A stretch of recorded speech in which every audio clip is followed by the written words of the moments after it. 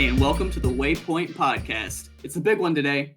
Game of the year. Waypoint's Game of the Year 2020. A shitty year overall, but a pretty good year for video games. So joining me on the panel today, we got Alec Bobko. How you doing? I'm doing great today. How about you? How are you? Exponential. Exponential. Perfect. Nailed it. Flubbage. I'm exponential. How's that? That's a little inside joke for you. We got Jordan Deeb. How you doing, Jordan? What's up, everybody? I'm doing pretty well, all things considered. Exactly. Chris, how you doing, Chris? I am fabulous. Thank you so much for asking. Usually do a little bit more energy because you give a little more energy, but we were on the same length that time, so I'm okay with that. I'm trying to match. I don't want to come barreling in here. You know what I mean? I'm trying to even it out. Josh? Guys, I am super excited to talk to you about the best game of 2020. That's right, Bug Snacks. You are what you eat. Best game to come out this year. Sorry, spoilers. Episode is done. We've already covered it. Bug Snacks, turn it off. Stop the recording. And it's done. It's done. What if I thought it was gonna be credits Knack. Adam McKay? I genuinely thought it was gonna be Knack. Knack is game of the decade, dude. Come on. All right. I walked into that. You It's my did. fault. You set it up and he spiked it. Man, I don't know what you expected. How'd you like that Knack gif for the Game of the Year tweet? I loved it. I was like, I don't know who did it, but God bless whoever did. I thought it was Josh. No, it was me. It was me. I was like, this motherfucker. It had Bug Snacks too. It was easy. Oh. It's like Jordan temporarily taking it over and turning it into a Sky High fan account. Oh yeah, that's gonna be once a week.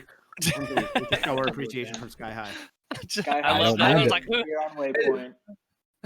If there's any Those are things. watching this, Sky High. maybe a Will Stronghold fan cam.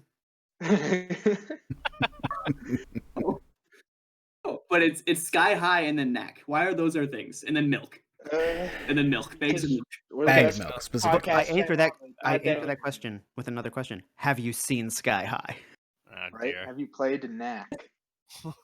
Valid questions. Oh. Got him. They're questions. Valid.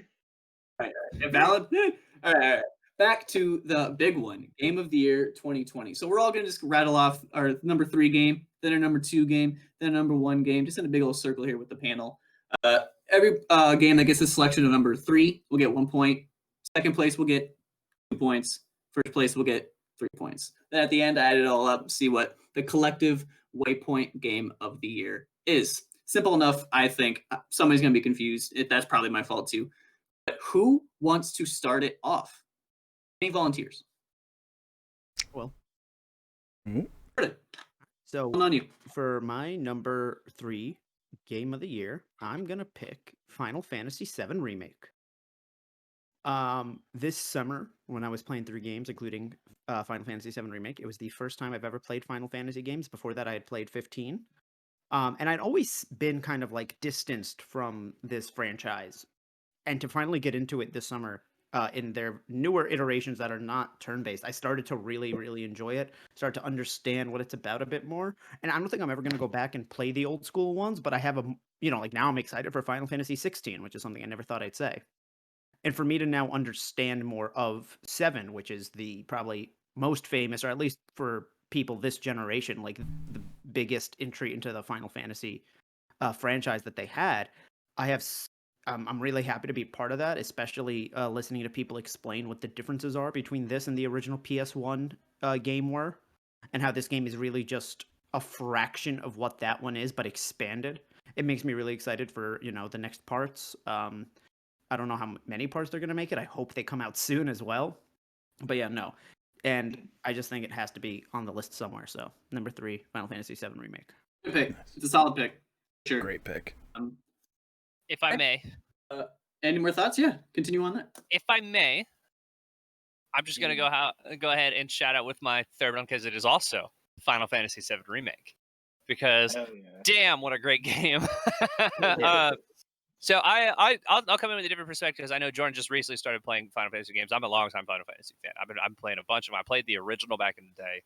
I've played a bunch of them since then, and Yeah, to kind of touch on what Jordan is saying, it's I wouldn't just call it it probably is the most popular Final Fantasy game still to this day. But it's also I think just one of the most well-known video games of all time, just because of how big it was, and that's in like the remake finally happening was such a big deal because ever since Sony did their initial PlayStation 3 unveiling where they showed a tech demo of the bombing run sequence in Final Fantasy 7 to show off is like, hey, here's how good video games will look on the PS3. Since then, everyone's like, they got to remake Final Fantasy 7. When are they doing it? And that was like 10 years ago, you know. And so it's finally here. It plays super, super well. It built off of what Kingdom Hearts and Final Fantasy 15 had been doing, and I think really refines it down this time. I think as far as just like the action side of the Final Fantasy games have been, this one plays the best. The combat is like if you go in lower difficulties, you can still kind of go through it, and it actually gets like really, really nuanced on harder difficulties, and I really appreciate that in the way all the enemies move and behave, especially like the boss fights are all really, really well made. The music is excellent. The graphics are amazing. It's just it's excellent and absolutely deserves to be on this list. I'm gonna hit you with some future spoilers, but there's a game that I think a lot of people are like, at least a couple people are gonna have on their top 3 that actually got kicked off because I was like, I gotta put Final Fantasy 7 above it, and I'll mention it when we get to it. But it was a hard choice, but damn, Final Fantasy 7 is good, and I'm so excited for the new ones. Like I can't wait to continue it because the story from the point where remake leaves off only gets crazier. Right. Yeah. Yeah, so I actually had Final Fantasy 7 as, so I've already made my top 10 list. I'm waiting till this episode goes live to publish my the Game of the Year list on GG. Follow Alabama on GG. Yep. Alabama 7.5.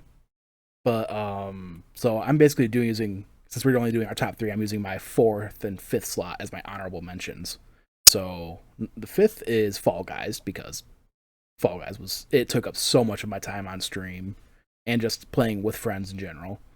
And then Final Fantasy 7 Remake was the number 4 spot. Hell yeah. But my number 3 spot is Hades. Now that game, it was one of those things that it just clicked with me this year, that roguelikes are a super fun genre. Because I got really into Rogue Legacy back on PS4 when that was, I think that was a PS Plus game. If I'm not, or either it was that or I got it super cheap on sale. One of those two. I got it on sale. I don't think it was PS Plus. But man, that game, it was just the funnest thing. But then, I mean, it didn't have much story to it. Same with Dead Cells. Didn't have much story to it, but it was just fun gameplay. Great game. Yeah, great game though. Then Hades comes along and just hits you with both great gameplay for a roguelike, or just I can just say great gameplay, and it integrates the story into you dying over and over and over and over. And I mean, I know roguelites are different every time, but it's not the same bosses too. There's different variations. So you get to that first boss, which when you first get to it is Meg, or Megara, which is one of the Furies. Mm-hmm. But then the next time you get to her, it could be one of her sisters. One of the other 3 Furies, I think. Because I think there's 4 of them, if I remember right. But then... I think there's 3. Oh, 3? Okay. Yeah. But yeah, and it's the same way with the next boss area, where it's one of the 3 different variations of the Bone Hydra. And man, it's just all the different pathways you can take, and the music too is amazing. Like the guitar riff when you're fighting Meg for the first time, like her dialogue like fades out, and then the guitar riff just starts jamming. Oh god, it's so good. It's so good. They also do that thing that I love though too. It's like it can not only be like a variation of a boss or like one of the 3 sisters or whatever, but also it's like if it is like if you fought Meg and you died, she'll be like, haha, I killed you, bitch. Like the exactly. next time you got in there. Yeah. Like, yeah. Because you can run into these, at least Meg. Quote? Oh yeah. Mm-hmm. Oh yeah. Pretty much. Okay. Pretty much. I mean, not maybe the exact words, but like it's pretty dang close. Okay.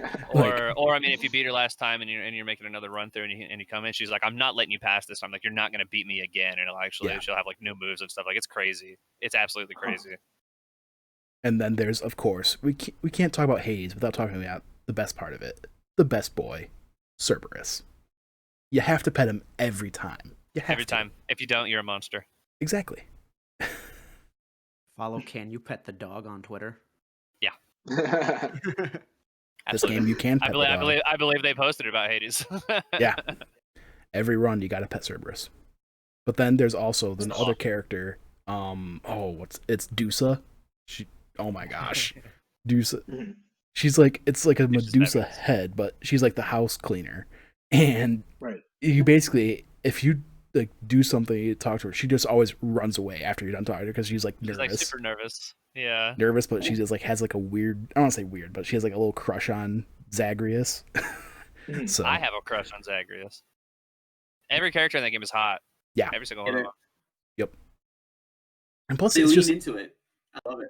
Like, subtly, but they do. No, not so subtly. Yeah, I would call it subtle. Have you seen some of them characters? There's a lot of things. Subtle ain't one. Dionysus was the coolest effect to have. You know, adding the hangover effect to every enemy. Yeah. So rad. Like those hangover effects got me through that game so much. But having this whole game just wrapped around, having the Greek mythology just wrapped around this entire game. I mean, what isn't made better with Greek mythology? So, yeah. Norse mythology. Pokemon. God of War. God of War got better once it left Greek mythology. Exactly. That is very true. That's probably the one example. Boom. So I can go ahead and piggyback off this a little bit. Not the Hades part, but I do want to get back to Final Fantasy VII because that is also in my honorable mentions. Final Fantasy VII was my first Final Fantasy. Parts of that game that I do like I really like. The narrative for me, once I found out the twist to it, was really, really cool, and it had me researching. And the characters in the game are done very well. The relationships in the game are done very well. Honestly, I kind of felt like I was more interested in the side characters than I was Cloud, because Cloud is kind of like... Oh, he'll get better. He'll get better. I finished it, but... No, I mean, like, in future remake games, like, it'll expand out more, but we're at a point where Cloud is still just kind of angsty and boring. Fair enough. My headset just got on, or my mic just got unplugged, so can you hear me okay? Yeah. Yeah, we got you. Very dope. Let me know if that changes. So yeah, Cloud, I think he was just kind of like a struggling, angsty kind of boy, understandably for once you understand the story. But I didn't like the combat of that game. That's probably why I got knocked down peg for me, because I personally felt that it was trying to do two things. And for me personally, it didn't really excel at either one, like the whole turn-based and real time. So I think it would have been better if they leaned into real time. That's also just me. I understand that's probably a hot take, but hey, I've never played Final Fantasy in my life, and I enjoyed this one. But I don't know. I don't like the mixture of both of those. Chris is going to break his back. Personally like that. I like the way they integrated it, but I would definitely recommend, now that you've played 7, go back and play 15. Yeah. Because that is kind of, you'll see the seeds of them being like, well, how can we translate this series that's always been turn-based into real time? And they have a slightly different method of how they integrate both real time and turn based. Also like Kingdom Hearts because it's bonkers. Mm-hmm. Yeah. All right, fair enough. I do want to move on just to hurry things up a little bit. Other honorable mentions are Dreams. I think I'm just super happy that thing exists. I've been tinkering with that since it came out. Among Us, Fall Guys, both of those are kind of in the same category, just fun family play. It's super dope with your friends. And Crash 4. Crash 4 was the one I had to knock out of my top 3. Wow. For 3 better games, frankly, even though Crash 4 is great. I would have done even with a stinker for Crash. Like, I just wanted Crash to be remade with, like, I guess last gen now, but, like, current day graphics and technology. Mm-hmm. That's all I wanted. And they delivered that. Mm-hmm. And they probably went a little bit above and beyond. I don't know if it necessarily worked, but fix the damn hitboxes and we're good. Is that getting a PS5 upgrade? Yeah. It is? Oh, cool. Yep. But no, Crash 4 is great. Crash 4 is a fun game. Play it if you like, even remotely like Crash. So My number 3 game. If anyone can guess my number 3 game, I will literally pay you $10. It's obscure. The last Trials of Cold Steel, one of those games. Marvel's Avengers. Nope. The really obscure game, Marvel's Avengers. Yeah. You might have seen that one movie, you know. Only real indophiles have seen it. NFL Street Volume 3. Hey. Bug snacks. Here it is. Have you guys heard of Catherine? Yes, I've heard of it. Yeah. I haven't played it. Because they kind of did a little remake, remaster-ish treatment, and they added new content to it, and it's called Catherine Full Body. Yeah. And I love the original Catherine. I love the original Catherine. So it's the most Japanese thing I've ever played, and I love it. It's weird as hell. Playing Persona, I love Catherine. It's so weird. Is everyone here familiar with Catherine? Yes. Yes. Yeah. It's like a Japanese fever dream, honestly. Mhm. It's a puzzle game and a narrative game, and part of that game is just you and your buddies in a bar. And I really love those segments because you're just talking with your friends about like real shit, and it's super relatable. It doesn't seem fake at all. Mhm. But they added new content. Absolutely. He voices Vincent in the game. And I think he might even maybe not, but he might have done other voices in the game as well for like Sheep and all that. Connections with the characters in that game is, like I said, really relatable. And so the puzzle aspects, I'm not a huge puzzle guy. Like I don't dislike puzzle games, but I don't necessarily love puzzle games, except for Portal 2, which is incredible. But the puzzle element of this is like when you're dreaming, and I think that fits like when he's having his nightmares. And I think that fits with like getting through your nightmare. I think that like I can rationalize that, and it helps me get through the puzzle. You're moving these blocks to like climb up as Vincent, and it's really unique, and I love it. There's no other game like it. It even has like a speedrun community now, and like competitions around just that mechanic.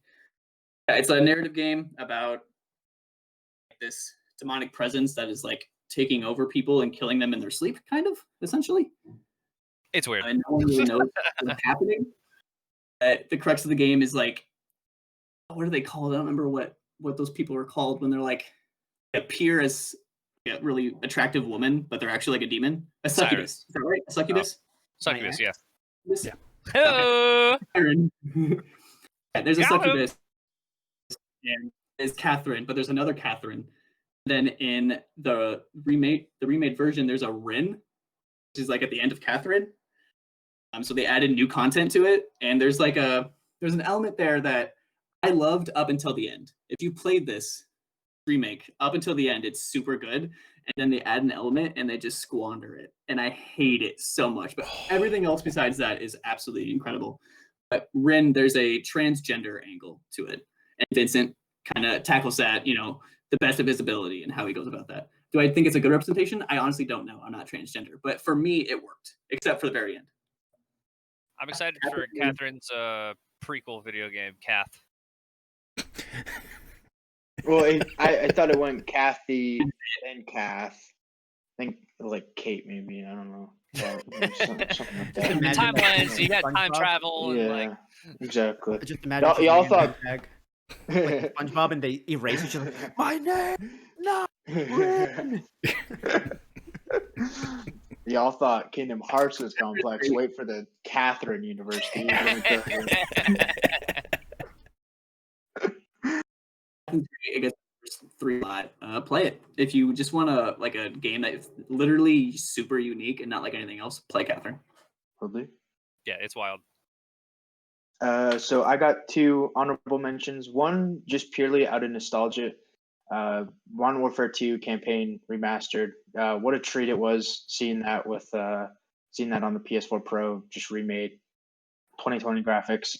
If you want a fun drinking game, take a shot every time you hear Troy Baker's voice in that game. He voices like 57 soldiers. It's fucking crazy. He's like every NPC. Yeah. He's like every unnamed NPC. Exactly. Give the guy some slack. He doesn't get many other gigs. I know, yeah. Right? He's got to take the money where he can get it. Yeah. Exactly. And then another one that I feel like is incredibly overlooked, probably not in a lot of other people's Game of the Year conversations, but I really enjoyed Resident Evil 3 Remake. definitely the action counterpart to the Resident Evil 2 remake we got last year. Definitely like a lot shorter, but I like what it did, especially with the dodge mechanics and just bringing that back to life. I'm excited for Resident Evil 4 remake and just all the modern Resident Evil content I can get my hands on. Absolutely love. But Really for my good. number 3 pick, exactly. For my number 3 pick, I think I gotta go Doom Eternal. I'm a huge fan of Doom 2016, and that just kind of elevates it to a next step. I know there's arguments that it's makes it more complicated. I didn't necessarily find that. There's definitely some added weapons and mechanics and stuff like that. The traversal, I think, is incredibly well done. The dance of violence you do in that game is insane. Yep. Just going around these complicated levels and just ripping and tearing through absolutely everything. The story has incredible cutscenes this time around. It's not like as generic as it was in the first one. It almost feels like a superhero movie at parts, especially like the opening where he's in almost like a Fortress of Solitude or like the Justice League tower outside of Earth or whatever. It's insane, and I can't recommend Doom Eternal enough if you haven't played it. I'm so excited to get into it. It's on Game I still Pass. haven't played it yet. Exactly. I have it installed on Game Pass on PC. I'm gonna play it soon, but it's just Play it on stream. All right, yeah, that sounds great. Austin has to pee. Austin is giving us the signal. He's going to pee. Are we pausing? I think so. We're stopping the whole episode. We're shutting it down, guys. Shut it down. No It's more over. Knack 3. Exactly. Knack 3. Come on, Mark Cerny. 2 hours later. All right, so before I get into my number 2, since most of you have mentioned your honorable mentions, I'll list a few of mine that I'm trying to make it a list of ones that you guys haven't mentioned for honorable mentions. So first, I'm going to say Marvel's Avengers. Is it a buggy game? Yes. Is it the same hallways every time? Yes. Is it to an extent a little bit content bare? Yeah, but I still love it. There's stuff to do. Relax. And the Kate Bishop update was really good. And listen, I could critique that game all day long, but the fantasy of like, oh, you have your friends with you and you're all the superheroes, and you're like, all right, you get that guy and I'll do this, and like, and now they've added they added a update the other day where if Iron Man shoots a beam off of Cap's shield, it gets a damage buff and you can reflect it. So like it's now encouraging you to team up the way you'd see in the movie. So I do want to give it a shout out for the rushed mess it is. Like I love it as a mess. It's a playable mess, unlike another game that has been in the news recently. On console at least. I'm enjoying my time with it on PC. My other 2 honorable mentions are going to be Spider-Man Miles Morales, which was so much more than I expected. It was a 10 to 15 hour story, but it was not a side kind of it wasn't like a glorified DLC kind of thing. I thought you were only going to get part of the map. Like no, you had the whole New York map. You didn't have as much to do as in Spider-Man 2018, but I felt that to an extent that was a little bit better considering Spider-Man 2018, and that's my favorite game of all time, might have had a little bit too much for people who didn't have the time. Me, you give me Spider-Man, I'll sit there 3 months long. I don't give a fuck. I'll make the time. Yeah, exactly. I do understand other people's complaints when they're like, that game had way too much. I think I'm the one person that's like, it needed more. Yeah. I was right there with you. My other honorable mention is Astro's Playroom. Is it a tech demo? Yeah, but to call it simply a tech demo, I think would be so unfair to it. Because it is this, and I'm not inventing this term, I've seen this everywhere. It is this love letter to PlayStation. And as somebody who's only ever had PlayStation consoles, well, aside from like Nintendo ones, like I've always been a Sony guy instead of Xbox, and I've had all the consoles in some, shape or form. Like it meant a lot to just see that history and go through it and be like, oh my God, that's from that and that's there. So I got to give Astro's Playroom a shout out. And it's, if you have people that are like, oh, well, what's the whole DualSense about? It's like, just tell them to play that game. I feel like showcase is probably a better word for it. It's like, hey, this is what the PS5 can do. Exactly. Yeah. Absolutely. More than a tech demo. It's like it's proving everything that PS5 was being sold on. The speed runs are fun too. They're challenging, but they're fun because it gives you notifications when your friends beat your time. Speak for yourself. Oh no. Yeah. I was in the middle of a Cold War TDM, and all of a sudden, fucking Al Bob is messaging me. He's like, beat my time on this. I'm like, what the fuck is he talking? You don't even message. Okay? It just sends those automatically. Exactly. Oh, I'm Right? gonna. When I get my PS5 in 2 years, I'm about to talk some shit. No one's gonna be Like, caring can you anymore. turn They're like, those yeah, off? no. They're like, we're it playing took me a couple Uncharted minutes. To, like, 5. right? Chris I is got still the like, have you guys platinum seen in it. Astro's How about, can you Playroom? turn those off? Yeah, I know. In 2025, I'm like, guys, I'm did you know about this game? I don't know if you can I or just not. beat your time on Jungle Run. Fuck. Yeah. But my real second pick for game of the year is a game that I do not own and have not played. But game recognized game, a video game recognized video game. Boom. It's got to be Animal Crossing. And this goes into that whole debate of should game of the year be the best game of the year, the most technology advanced, or like what game best represented it. So my list has a mix of both. And I do have to say that when we look back at this giant, shithole of a year, we Mhm. are going to remember how everybody bought a Switch and a copy of Animal Crossing, and was people that have never played video games just poured their hearts and souls into their what do you call them, town or villages? Islands. Villages. Villages. That Islands. Yeah, this year it's Islands, islands. sorry. Yeah, or this Yeah. iteration. That's fair. that To get technical with it, it's an island. those angry Nintendo fans coming out and be like, "It's a fucking island," It's an island! How dare you call it a village? and put Waluigi in Smash. Do it, you no. coward! Free melee. I do think that we would have to. You will be acknowledging it in a few years, and there's people that did Absolutely. Animal Crossing dates. I mean, we talk about it all the time of like, Gary would have started a talk show on Animal Crossing that had like actual real celebrities on it. It was a Joe legit talk Biden show. pitched his campaign And then- on Animal And then Crossing. killed it. And then killed it. And made a talk show better than anything on TV. Yeah. He just went, the world can't handle this, and just shot it like Old Yeller. I didn't even get to be on it, so I'm like, what the fuck, Gary? Whatever. It's But coming no, back. I do truly think that Animal Crossing is a game that represents this year because, and I think I said this before in our Game of the Year predictions, or our Game Awards prediction episode, it was the type of game we needed right now, where it was Mhm. the way to interact with people when we weren't allowed to. So, Mhm. Oh yeah. respect to Animal Crossing. And shout out to the new winter update. Totally. I've always loved something about wintertime in Animal Crossing, and it's just Yeah. it just looks great. It's real pretty. It's a lot of fun. Yeah. Mhm. Animal Crossing is great. They see Brittany back there smiling. She's put like 300 hours in Animal Crossing this year. Like it's fabulous. Good for her. That's awesome. That is awesome.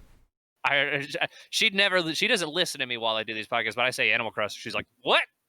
Whip around. Like her MK Ultra trigger, where she's like, "What did you say?" Yeah, she's just like, hold on. I heard something I'm interested in. I haven't booted that game up since like August. Do it. It's fun. But yeah, that's my. It's second perfect pick. game to just open like once a week, do a couple things in. Mm. Yeah. Right. All right, Totally get who's it. next? Sure. Chris, I believe is next. I'll go if no one else wants Okay. to go. Are we going in order? Okay, Yeah. go ahead. I mean, yeah, we can keep it same. I can go right now. And so I'm about to hit you with the real hot take. All right, you ready for this? Because I think this is gonna end up being number one on a lot of people's lists. I'm putting it number 2, and that's gonna be The Last of Us Part 2. You son of a bitch. I know, right? We all just like aimed guns at via. I've seen everyone disconnect from Discord. Like, but I'm putting Last of Us Part 2 at number 2, and I'll get into the other more later. But I mean, I do love this game a ton. Like, it's absolutely unbelievable in every single aspect. I mean, it's an incredibly ambitious and risky story. The graphical fidelity is unbelievable. The actual like moment to moment gameplay as far as the combat is, I mean, it's top tier. And it improves on the first one so much where I actually thought the combat in the original was the weakest part of the original game. Mhm. And this one, nuts. I've never played a third person shooter that feels as good as Last of Us Part 2. It's visceral, it's dirty, it's grimy, I mean, it's just the AI is so smart. That's the smartest AI I've ever seen in a video game. Like, it's crazy. The characters are all amazing. The performances are unbelievable. The writing is great. I don't care what anyone else thinks. The game's got an incredible story, and it's just there's nothing The Last of Us Part 2 doesn't do well. Like, it's all everything about that game is amazing. Absolutely. Yeah, no. I don't think I Fuck could you see if you Megan if you Brady think I'm wrong. I agree with everything you said. Exactly. I only think you're wrong in the fact that it should be number one, dog. But you do you. I'll get into it. Don't you worry. Well, get ready because I also have Last of Us Part 2 Oh, at number shit! 2. Let's Oh my go. God. All right. Yeah, exactly. This is just because I've seen it. That's why I wasn't All right, freaking out Austin. as much because I'm You're like, not taking Austin me voted alive. We're so making our own 3-man group. Point I one. know I agree with everything you said, Chris. Like, I really can't add too much more, but like one thing I just want to say, like a quick little story from like my Last of Us Part 2 playthrough was, I mean, spoilers for anybody that hasn't played it, but you should because it is awesome. There's a part in the story when you're playing as Ellie, and there's this dog that comes after you, and you shoot the dog, kill it, and then the AIs they come to this time around they like yell the people's names and the dog's names. I can't remember the dog's name off the top of my head, but it's gut wrenching every single time too. Oh, When you yeah. kill somebody's dog and they're like Billy, and you're like, oh no. exactly. Like, but then you fast forward in the story and you play as Abby, and literally you're walking through the complex that day, and then you get Alice, which is their dog that travels around with that group. But then there's another dog in there too, and they say the name of that dog, and that was the same name as the dog I killed as Ellie. And I'm like, that froze me in my tracks. Because you don't even think about it at the time. Because I mean, you're attacked by so many dogs that, like, by the time you get up to the point as Ellie, where you're just like, oh, fuck this dog. Yeah, damn. Yeah. And then later you go back to that same area like hours before as Abby, and I mean, there's a dog, you can play with it, you can pet it, you can give it toys. I played fetch with that dog for so long because I felt so bad. I know, like, I was guilty as hell. I was like, I'm gonna make it last. And then I'm like, okay, let's go. And yeah, I love that game. It is so good. Like, yeah. It's brilliant in every way. Mm-hmm. So I'm next, and some people are going to be mad, but I also have Last of Us Part 2 in my number 5. Yes. I knew there was a reason I put you in the middle, Austin. Top 3 of us. I thought I was going to be the only one. I thought all of you were going to have Last of Us. That's so funny. No, let's abandon these gamers. Fuck these guys. That's why when Josh was like, Austin, finger guns, I was like, oh god. I was the same way too. Yeah, I agree with everything that you guys said about this game. This game is probably the best game I've ever played. So now you're thinking, why isn't it your number 1? Because of what I'll get into that.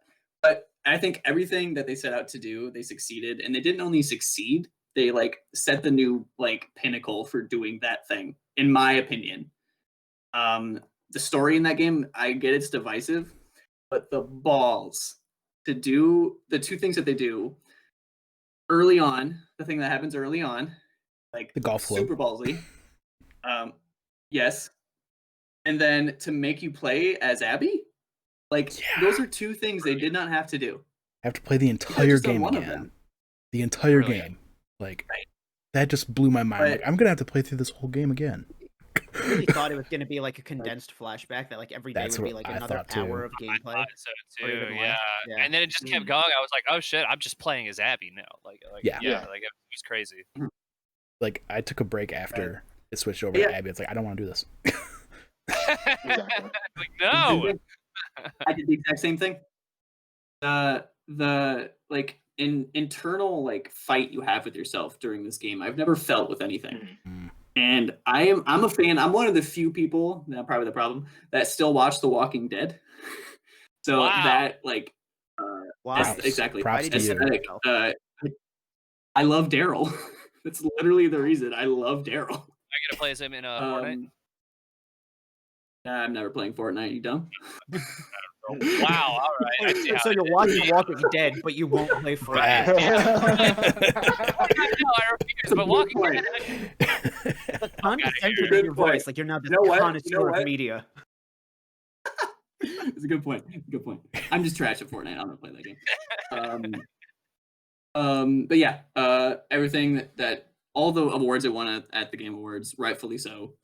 It's probably like gameplay wise, moment to moment wise, narrative wise, just the best game I've ever played, put my hands on. It's exponentially better than any game I've ever played. It's exponential. Shout out to the accessibility menu. Like all the Definitely options. shout out to Reason, that. yep. Right. Don't smoke weed before playing the game the first time. You probably identified with that first scene pretty well, though. Yeah. Yeah, hell yeah. You're like, oh shit, LB vibing. Exactly. I want a goddamn gas mask bomb, you know? I feel like I'd kill you. It's like that doesn't feel safe to me. You know what? If it does, it does. I go out. If I die, It's I the way die. I want to go. Exactly. Bury me in it. In the gas mask bomb. Open casket. Taking it with me. Exactly. Exactly. Pack it before we bury you. Exactly. Remember him as he was. He died as he lived. They call us into the coroner's office and they're like, "We need you to identify the body. Let's take off this mask." I was like, "No need." That's it. No, yeah, I got it. I know who he is. I know who he is. Is there a picture of All right, Dak Josh. in his pocket? As soon as he wearing an act t-shirt, that's important. My number 2, I gotta go. Marvel Game of the Year. Come on, Marvel's Avengers. That was a joke. Miles Morales. I love this game. There you go. There you go. I love this game. I know a lot of people are just, it's a reskin of the first one, but I do legitimately think there are some power sets that that Miles has that differentiates the combat a lot from Peter's. With the Venom attacks, I love the traversal, the additional animations.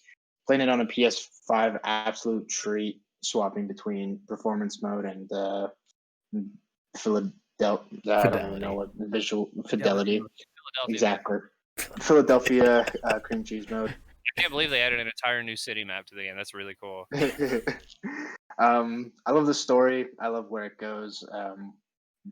Post-credit scene builds up for the second one in an amazing way. So excited for what Insomniac has to offer, and I hope we do get these, continue to get, kind of spin-off Spider-Man games from like the main stable games, because this was an absolute treat of a condensed package of a game for sure. Thank you for not saying what the post-credit scene was. I haven't played it yet. Absolutely, I got you, homie. Yeah, no spoilers, but Peter and I Mary Jane cried during that. I knew it. Right? I legit cried during the ending of the story. Yeah, it definitely puts Miles in some emotional places, and raises the stakes for sure. I can't wait. I refuse to play it on PS4. I need to get a PS5 for it. Yeah, exactly. And honestly, I was just gonna quick say, it's gonna be so weird going back to Peter after playing Miles, because Miles, like, the Venom just adds so much fun variety to the combat. Absolutely. My big question is for the sequel is if they're going to touch up Peter's swinging animations after the killer job that they did for Miles. Yeah. But I heard something that somebody said about the swing is that the reason Miles is like that way is because he's not as experienced as Peter yet. Yeah. But I would still like to see some new like tricks and stuff. Oh, maybe make his actual like swing animations just a little bit flashier, but I mean also still like show that it's like, hey, he's been doing this for a long time and knows what he's doing. Yeah, I definitely don't want to bring up I think we've all seen that exaggerated swag meme. Don't want to bring that up right here, but I think that's definitely is that a line in the game? Like, where did that come from? No. It was GameSpot. It was doing a review, and thank you. I knew I'd heard it somewhere, and I couldn't figure out where I'd initially heard it. Also, shout out the fact that there's a suit with a cat in a backpack in that game. Spider-Man. He's also got the long line scoop T-shirt with the hoodie over the top. He'd be dripping, man. Like the costumes in that game are dope. Absolutely. It's one way he's wearing Tim's. You got those Adidas high tops. Ooh-wee. Programmable matter. Oh my gosh. You have the programmable matter suit in fidelity mode. All those reflections. Yeah, it's so absolutely. Good. Also, you can fly around. You can fly around as like a patch of snow. You can fly around as like a dumpster or whatever in that glitch. Or a manhole Oh yeah, cover. I've seen that. I haven't seen that. No. I've seen a manhole Wait. cover, a brick, a porta potty, and a pile of snow. Oh my gosh. Basically, it's a glitch where like I think it has to do with like something to do with contact. Like if he comes in contact with something, like they like swap. Well, you just become the thing you came in contact with. So like literally, people Okay. became snow. They became like a heat lamp or whatever. Oh my like outside on the gosh. deck. It's became like Mild random model. shit, and then it's just this inanimate object swinging on a Oh web. my gosh, that's hilarious. I only had one issue with the game, and it was a crash during one of the last cutscenes. And it wasn't just like a crash to the PS5 home screen. It was like a full-on crash, PS5 powered off. Shut down the whole thing. Yeah. But the second you reopen it back up, just It's start right the back to that over cutscene. again. Yeah, it was So, yeah, awesome. but I thought I was gonna have to do that last boss fight over again, and that's a hard boss fight. Absolutely. I would resort that to new next gen hardware, not Exactly. Spider-Man Miles Morales. Yeah. Yeah. Even if it Still, is, it wasn't though. game Wait, breaking. yeah. It took out the immersion for a couple of moments. And But being I at haven't heard of 3 in the anyone morning, that it sucked. Trying to find Like, solutions damn it! because I have an extended or the external hard drive, and there's a glitch where when it crashes and it's trying to rebuild, it'll hit 100%, but then it'll just sit on a black screen. It won't like start back up, so you have to power the PS5 off manually and then start it back up, and that's what I was getting frustrated with because I'm just sitting here, I'm like, it's done, like what's going on? And then after doing like I said, a quick Google search, I think it was Jeff Gershman ran into that same issue and did a whole tweet thread about it, and that's when I'm like, okay, cool, just power it off and power it back on, it's fine. Shut up. The Gersh. So, goosh. Jordan, before you get into your number one pick, I have a few more honorable mentions that I didn't play. I just want to run through them really quick. Like they're games that I wanted to play, but I didn't get to it, or I don't have the means to do so. Go ahead, man. So Cyberpunk, I want to play this game when it's in a rightful like point where it should have been released. Yeah, you get it. I don't want to talk too much about that. Eventually. Half-Life Alyx, exactly. Half-Life Alyx is a dope VR game that every time I see anything about that game, I'm super intrigued. I've literally only played like a handful of VR games, but like everyone's saying that for VR you need that like killer app, and I think Half-Life Alyx is that. I think it's the closest we're gonna get to it, at least as of now. But I think it was a game of the year in some outlets. So like the game's great. Yep.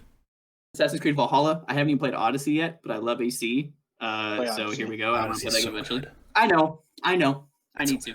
Valhalla is another game I'm waiting on my PS5 to play, but I'm excited to get into it. Makes sense. Spider-Man Miles Morales, as you guys have heard, but I don't have a PS5, and I'm going to wait for PS5 for that. Yakuza Like a Dragon. I haven't jumped into that yet, but I played Judgment. I haven't played any Yakuza, but I played Judgment. I love Judgment. I think that's a really underrated game. So I'm going to start playing Yakuza, it feels like, because it's just like Judgment. So Yakuza it's weird that that's my... A bunch of them are on Game Pass, so just to let you know. Actually, yeah, Yakuza is good Shenmue. Like to kind of put that in perspective. I don't know if you guys have played Shenmue, but I'm about to. Heard they're easy plats, so got me in there. This guy. Here's the thing: Shenmue walked so GTA could run. It was like the first open world game. The original Shenmue was, but because of that, it's rough. Shenmue walked so everything could run. So the video game industry as a whole. You're correct about that. Mm-hmm. There you have it.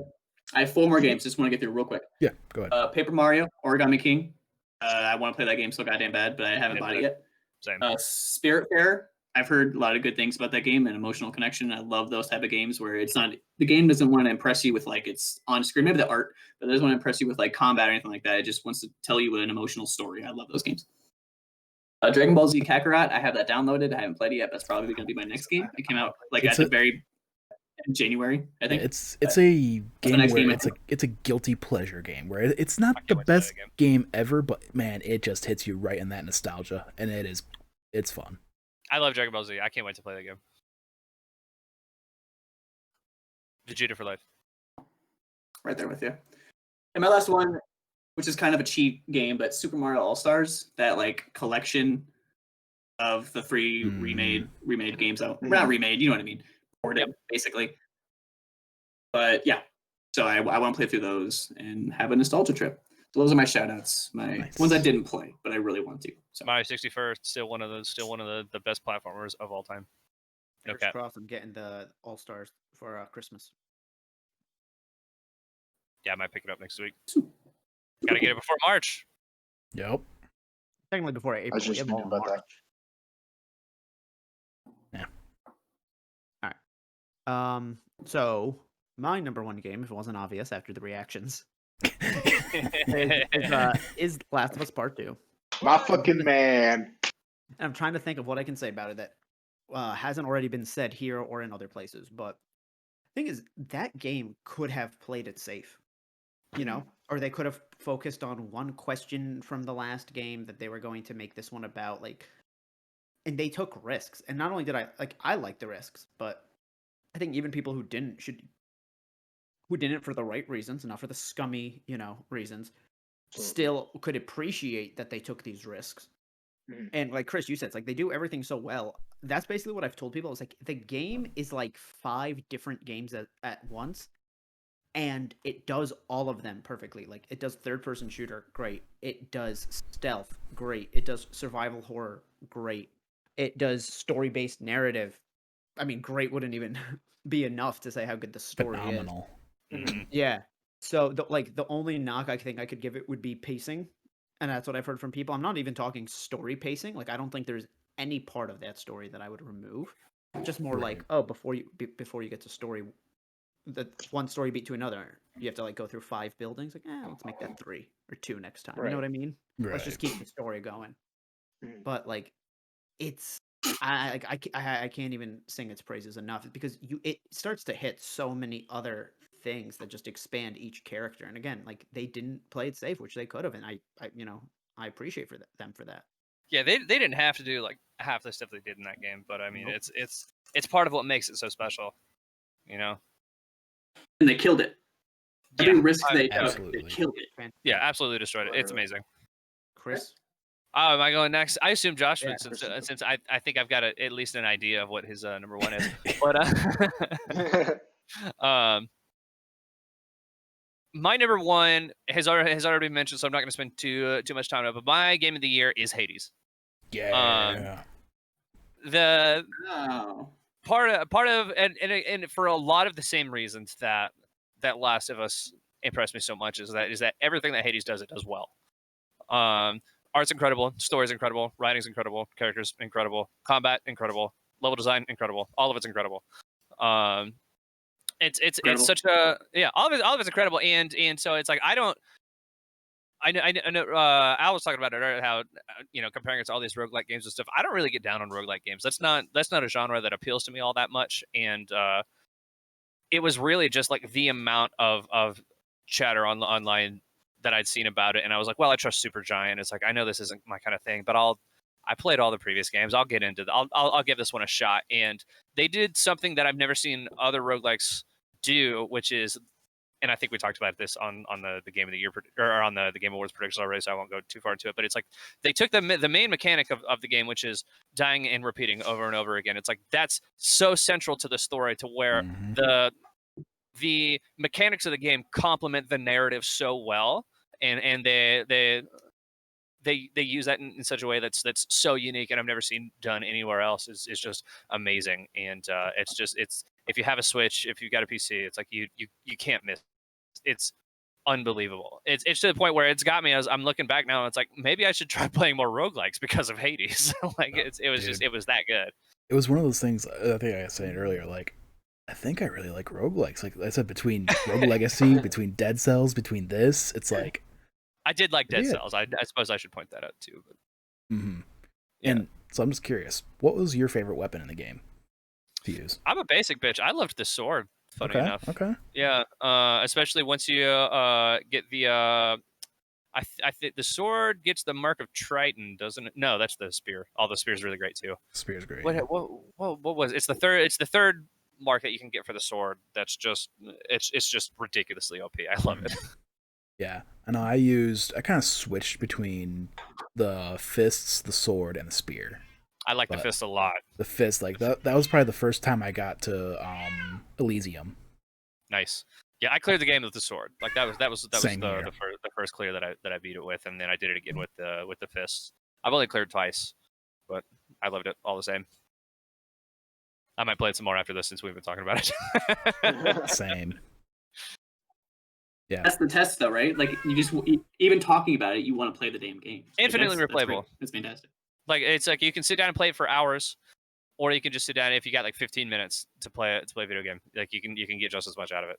It's excellent. Yep. And honestly, the coolest part about Hades is that you can, like, once you beat a room, you can just stop there and save your game and quit out. Yeah. And now it's cross save with the Switch, so you can take your PC save, take it on Switch, and if you're playing on PC and then you're like, oh shit, I gotta go get on a plane right now, grab your Switch, go play it on the plane. Yeah. It goes on planes in 2020.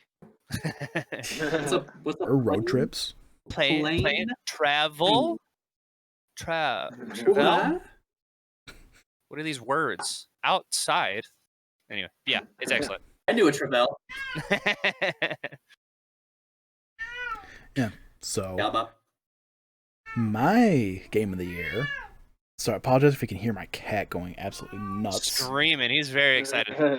Oh, 1 second. When Chris's dog wouldn't stop. It's not me for once. Right? It's not me. It's incredible. Anyway, for those of you that know me, you probably can already guess my game of the year. It is Persona 5 Royal. Yup.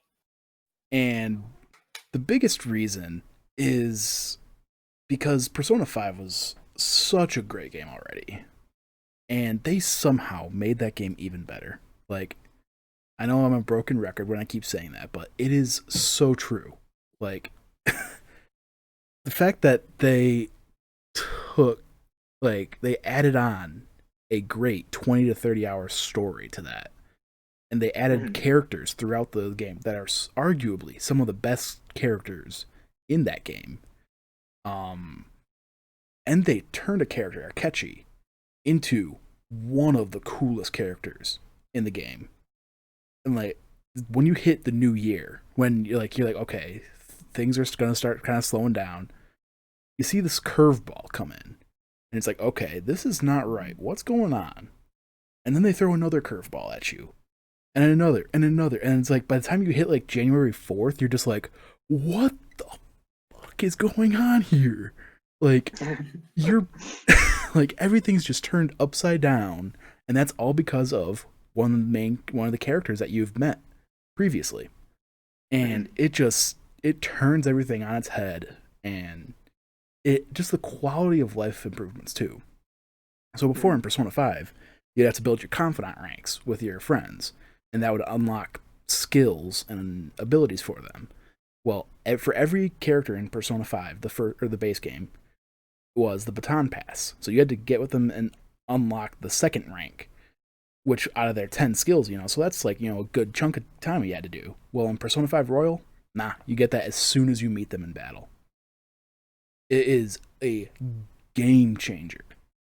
Then they also, in the base game, they have technicals in there, which is like basically if you, let's say an enemy's burned, then you get, if you hit them with a wind attack, it does extra damage and knocks them down.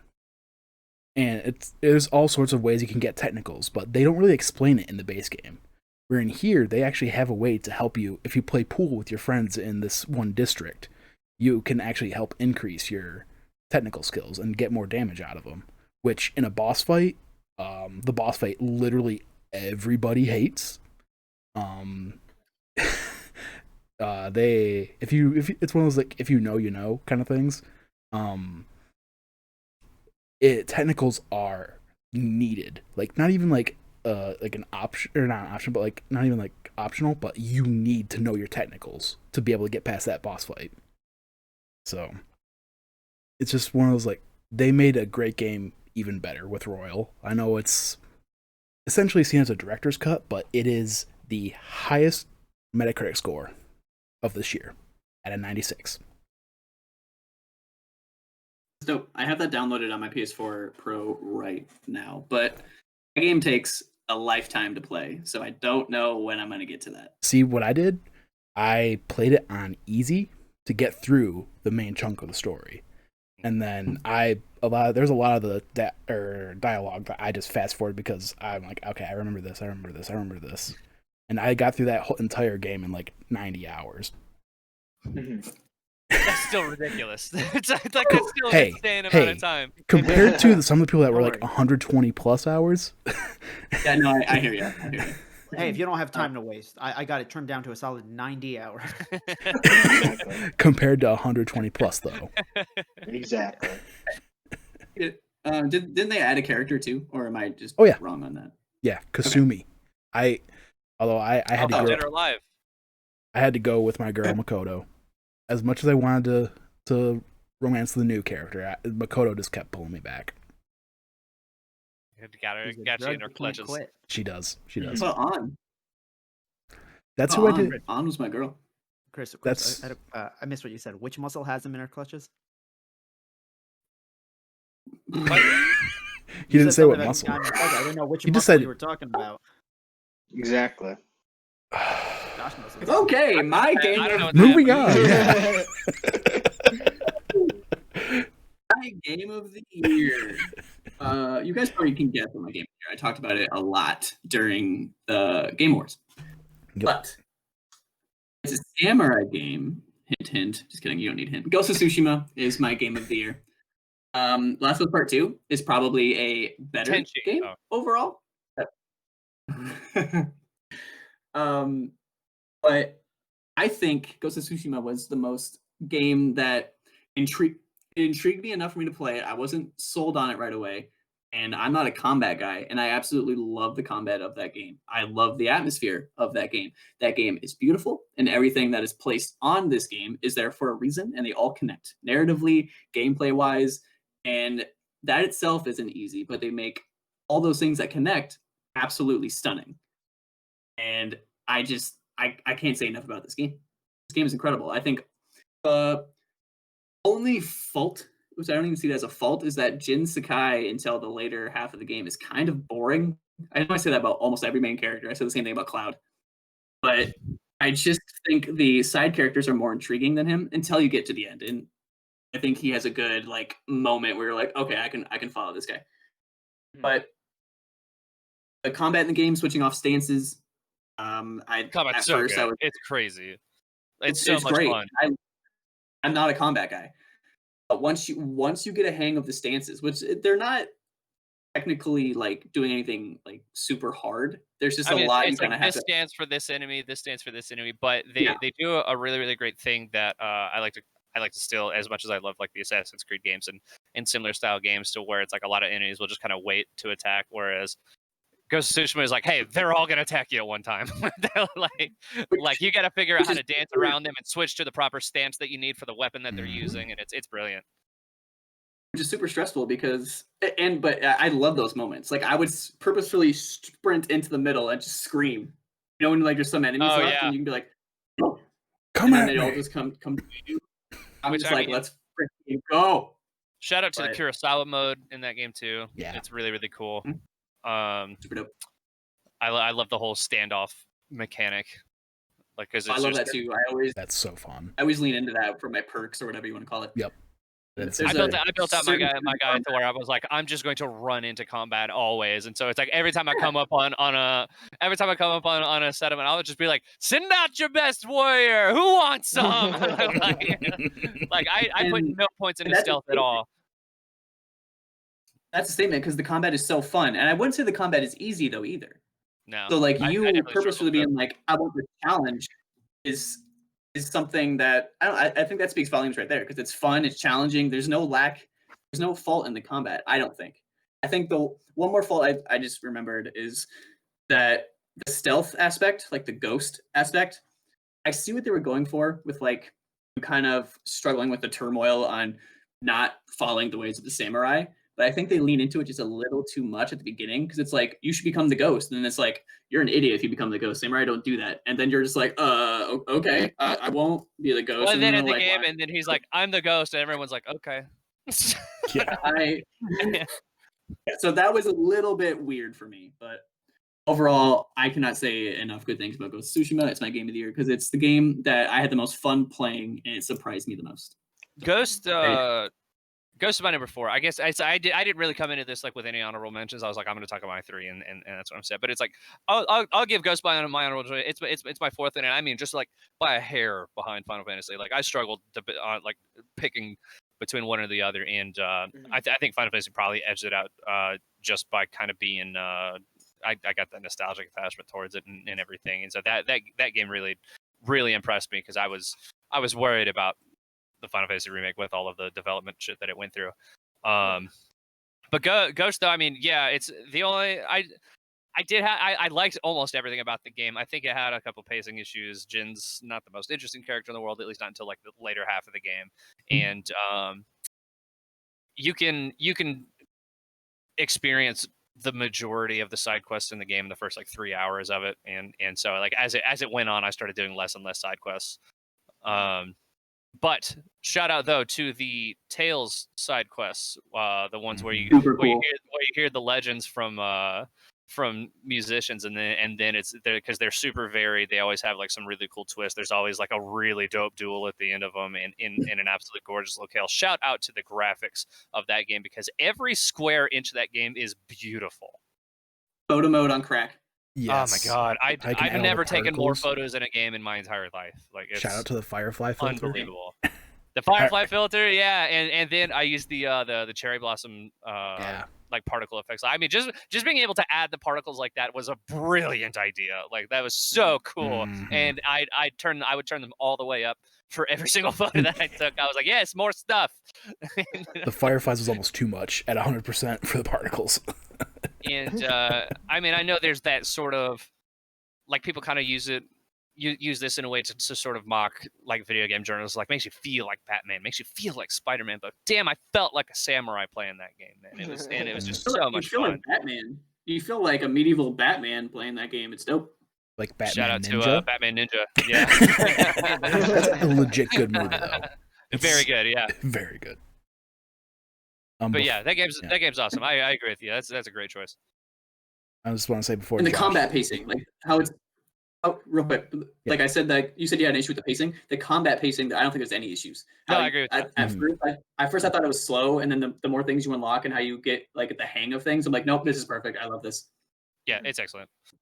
They start throwing like varied enemies at you, and then it's the combat pacing I agree is really good because it'll kind of drip feed you like new abilities, new stances, and then you can upgrade those and get new ones for those, and then after you hit, I probably like the Act 3 point there, like, hey, all of those different enemies that we had, here's all of them at once now. Have fun.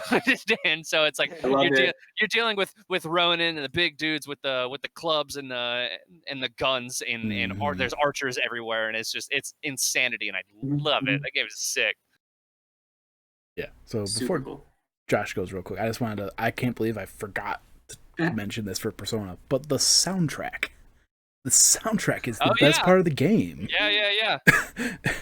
So, like, I just want to say, quick shout that out because it is so good, so good. Also, Hades. I didn't touch on Hades soundtrack. Hades, amazing soundtrack. Yeah. Shout out to the music. For just throwing out random stuff. There's Sly Cooper. There's a Sly Cooper costume in Ghost of Tsushima, and Sly is my boy. I fucking love What is there? What? With Sly Cooper. Yes, there's a Sly Cooper. Well, okay. There's an armor set that resembles Sly Cooper. It's not like you are a raccoon running around, but the sword has a raccoon thing on the end. Interesting. You got like a bandana that has. I never knew that. It's dope. That was the first thing I was like. Yes. Yeah. It's like they did Sly Cooper, right? Yes. Like that makes a ton of sense. Yeah. Yes. I can't believe I missed that. Easter eggs. Shame. Yeah. You could fly around and shoot lightning. All right, Josh. All right, Ghost of Tsushima, probably like my honorable mention that I didn't play. Kind of just missed it over the summer. I'm at the point now where I'm like curious if they're gonna do a PS5 update. I hope they already have. I assume. Yeah, they already have. I think they did. It's already 60 FPS. Okay, then 60 FPS. You're good to go. Yeah, go play it. It's good. Boxing Day sale. I'm gonna grab that. My teeth into it. Hell yeah. Super looking forward to it. I already have the Jin fluid. Figma pre-ordered, so I knew. Like I already know. Like I'm getting right into this. You made a Jin Figma? Yeah, dude, it looks sick. Get on that. Wait on that. Comes out next year. And then I also just want to say the game I played this year that I absolutely loved, but didn't come out this year. I sunk 168 hours into Death Stranding over quarantine. Oh wow! Absolutely love that game. Got the platinum for Game of the year that. 2019 for me. Right? It's well deserved. I rip a bowl, and I didn't know if I was going to be walking for an hour or going through BTs or just watching an insane Kojima cutscene. It was always a variety. And then towards the end of that game, I had zip lines set up all across the map. So like, they'd be like, well, express delivery, do this delivery in 30 minutes. I'm like, I can do it in 2 minutes tops. Crack my hands, just zip line around everywhere. But of course, game of the year 2020, gotta go Last of Us Part 2 on that. I was 14 when the first one came out. Shocker. And playing that game, you have like, I was the same age as Ellie basically, right? And then you're playing as Joel and you're teaching her about our society that we currently live in, but 20 years removed. So this game, I felt like I was actually playing, the surrogate child. Like they kind of just put me in my favorite apocalypse universe. There's gas mask bongs, smoke weed, handing out, good time. They already took a great combat system from the first game, elevated it for this one. Love all the weapon crafting, everything. The story, of course, what hasn't already been said, but absolutely love The Last of Us Part 2. Yes, kiss. Shout out to the jump scare at the crafting table in that one apartment. Yes, absolutely. man. Oh yeah. Scared the hell out of me. They just left it. They only did it I love once. how they just purposefully left it. Yeah, but so now every time after that, you're like, yeah, they did it one time in the game, and I was paranoid for the remainder of the game. yeah, those fuckers. So, exactly. Just the one time, but man. Okay. Any more honorable mentions before I reveal the results? No. Square. Okay. Good. Or do we want to, before we reveal the results, do we want to go through the community members' games of the year? Screw them. No, I'm just kidding. Yeah, let's do it. Alrighty, let me pull those up. How dare people support us? Yeah, fuck you. Fuck them. Thank you all for submitting. So right now we got these are all on Twitter. So at Debunked, we got Persona 5 Royal. I see. Appreciate that. Nice. From Reese Boy, he's got number 3 is Tony Hawk 1 and 2 remake. Racing, my man. That's what I'm talking about. No, honorable mention. Tony Hawk Pro Skater. Fuck. Oh, shit. That came out this year. Take it back. Number 1. Number 2 for him is Final Fantasy VII Remake. And number 1 is T-Lu 2. Scooter Cannon, his 2, he didn't give any numbers or anything, but he said Half-Life Alyx and Doom Eternal. Ooh. Yes. And then I'm this close to putting Tony Hawk at the top of my list. I'm this close. It's incredible. Mm-hmm. And then Jeffrey P. Long, fellow Kind of Funny best friend, he asked me, it's like, could this be just games that came out this year or just games that I played? And I just said, games that you played, well, whatever. So he said all 3 of these did not come out this year, but are in his game of the year. Intriguing. Number 3 is Sekiro, Shadows Die Twice. Okay. 2 is Pathologic 2. Number 1 is Bloodborne. Bloodborne, yeah, man. Yeah, man. And those are all the responses we got. Thank you again, you wonderful community members. We could not do this without you. Beautiful human beings, every single one of them. So that helped me because we had a tie.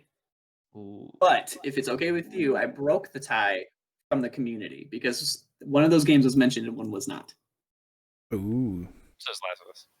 What do you think? Last of Us. Yeah, No. it's got to be. No. Yeah. No. So there was a tie between Ghost of Tsushima and Persona 5 Royal for the number 3 spot. Oh, yeah. Oh, not a time. For what spot? So I used the bulk of my points on Ghost of Tsushima, and Al Bob used the bulk of his points for Persona 5 Royal. Persona 5 Royal was mentioned. Ghost was not. So I hate it. But Persona 5 Royal is our number 3 game of the year for Waypoint. Even though one of us loves it so much, and that's pretty much it. Damn. Yeah. I want to play it. I want to play it. 90 it's hours. so good. Only It's so 90 good. hours. Or you could just turn it on story mode and just knock it out. Story mode. Knock it out. Solid 75 hours max. Exactly. I mean, what's the next big game getting released? What's the next big? You got time right now, guys. Exactly. All right. So number 2 is Hades. Hey. Hades is the number 2 slot.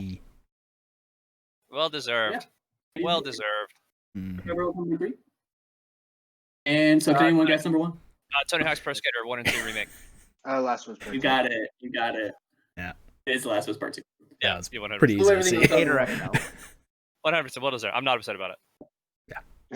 Last of Us Part 2 is Waypoint's game of the year. No, nothing else was even close. The closest was Hades, and it was 5 points. 8 points behind it. Or 8 points. Wow. I mean, considering that we all collectively spent an hour and a half talking about it during our Game Awards thing. I mean, it's I'm not shocked, and I mean, it deserves everything that it's been getting.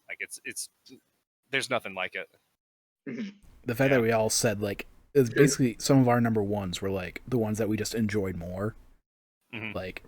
The fact that literally the game of the year is Last of Us Part 2. There is nothing that is better than that. Yep. But yeah. But best game I've ever played overall. Yeah. Best game. Yep. Easy. Sure, guys. Yeah. What do you think? Easy clap. Anything gets snubbed? I'm upset that I left Tony Hawk out. I'm so upset. What about Valorant? Chris? Yeah, I'm about to read it. Valorant is the game that I played the most, but I don't know that I'd be able to put it up next to Last of Us or anything like that. It's great, but it is a multiplayer shooter, and that's what it is. Chris, Valorant or Tony Hawk Pro Skater 2? Which one's better? Where's the disconnect? How do I get out of this? Or the remake? Sorry. Yeah, you know. I can't. No question. I'm not taking any questions. From your children. Can I put a tie? Because they're both amazing, and I love them to death. I mean, they're your honorable mentions, so. Yeah. Valorant and Tony Hawk are my honorable mentions. There you go. I should have put more thought into this. Not like we're going to record this a week or two ago. Anything else you guys want to add? Are we doing? Yeah, for sure. What's it called? Games that didn't release in 2020. I already tossed mine out, so if you want to go for it. Because I've got one that I do want to mention. Anyone else has some? Yeah, go for it. Yeah. I feel like it's gonna be obvious. I've been playing it on stream recently, and it's just reignited my love for it. It's Jedi Fallen Order, baby. This replay has really cemented. I was like, this is probably, if not the best Star Wars video game that's ever made. It handles the license so well. The combat is excellent. Performance is a little rough around the edges, but I mean, it's the story's so good that it really doesn't even matter. It's emotional. It's the characters are amazing. The performances are all great. The combat's super fun. The environments are all super cool. They really knocked it out of the park, and it's just, I can't wait for the next one. It's gonna be good. Absolutely. Yeah. I don't know what else about Fallen Order that I can say that I haven't already. But it's if you're a Star Wars fan and you haven't played Fallen Order, you're seriously missing out. I can't recommend it enough. Just put it on story mode. I'm not a Star Wars. I said I'm not a Star Wars fan, and it's downloaded on my Xbox right now. Play it. I am going to play that. Play it. It's good enough to where they did a really good job of having a lot of these expanded universe stuff in references to Clone Wars and other stuff within it, but it's you don't need that information to still enjoy the meat of that game. You know, it's that's base just level Star Wars you can appreciate. Yeah, if you know what happens in Revenge of the Sith and what happens in A New Hope, you're set. Yep. You're good. That's all you need. Now, going off of that, the game that played this year but didn't release this year, I have to go with Apex Legends because of that Season 7. Friends were playing that on stream, and that was actually what helped get me through my COVID. When I had those couple weeks, friends were playing that all the time. We played so much Apex during those 2 weeks. We played so much Apex. It was awesome. Shout out to the Cloud. Cloud! Sephiroth.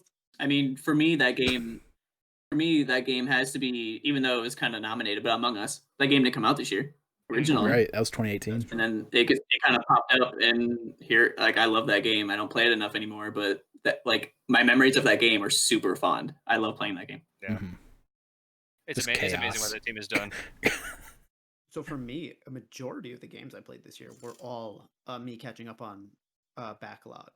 So I mean, like, this summer I played Final Fantasy 15, Shadow of the Colossus, God of War, Jedi Fallen Order. Oh my gosh. I don't remember what else.